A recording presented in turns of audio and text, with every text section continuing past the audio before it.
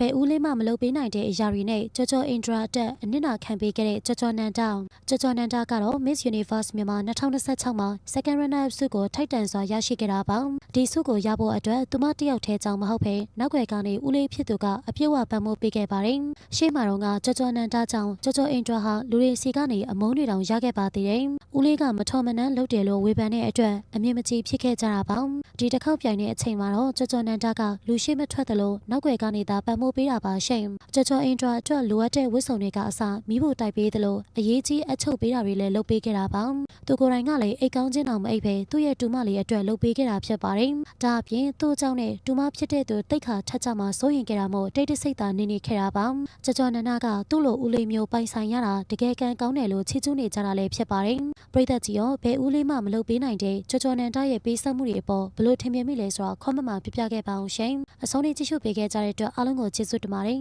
ဆက်လက်ပြီး celebrity သတင်းများအတွက် like and follow လေးလုပ်ပေးခဲ့ကြအောင်နော်နေ့ရက်တိုင်းအတွက်ပျော်ရွှင်ပါစေ